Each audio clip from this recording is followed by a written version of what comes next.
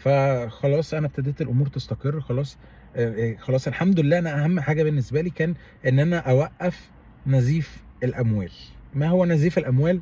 عشان برضو تبقوا عارفين، انت راجل جاي من مصر، معاك عملتك.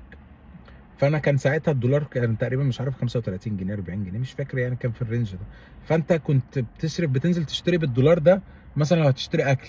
فانت لو مثلا هتشتري حاجه مثلا ب 10 دولار، فانت ما بتحسبهاش 10 دولار، انت بتحسبها بالفلوس بقى اللي انت 400 500 جنيه، ولا لو 35 350 جنيه، ولو 40 يبقى 400 جنيه. فانا بقى طبعا انت بيبقى في الاول كده هتقعد فتره شويه كده تحس ان انت دماغك بتحسب. طب انا هاكل دي، لا ده كذا. ال 500 دولار بدفعهم في السكن، لا ده انا بدفعهم في كده 4 5 ب 20. كده بتتكلم في رقم كبير، مش عارف 500 500 دولار ده يعني لو 40 لو 40 يبقى ايه؟ بتتكلم في 20000 جنيه. يا 20000 جنيه قاعد في اوضه وفي سرير ومش عارف ايه. طبعا حلو يعني، حتى الاوضه اللي انا كنت قاعد فيها حاجه كويسه، وكان فيها غساله ووشر ودراير وكان فيه كل حاجه، ومطبخ ومايكروويف.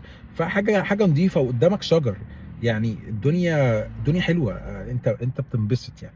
بس ف ابتديت اشتغل وخلاص كده ابتدت الامور تبقى ستيبل. خلاص انا كده بعدت عن كل الهيدك، وبعدت عن نزيف الاموال، وخلاص الفلوس اللي بتجيلي انا بصرف منها، والدنيا ابتدت تبقى ستيبل.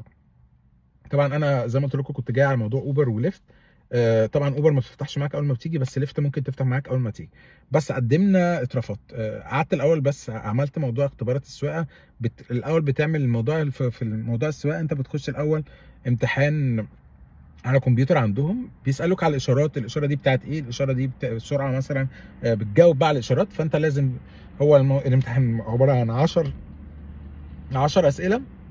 آه، 10 اسئله لازم تجيبهم 10 من 10، لازم تعديهم كلهم. وكان في 30 سؤال تاني لازم تجيب فيهم تقريبا، كنت لازم تعدي 24 منهم. وتسيب يعني لو وقعت في 6 اسئله تمام تعدي، لكن لو وقعت من اول 10، الاول 10 دول لو وقعت في اي سؤال ما بيعديكش.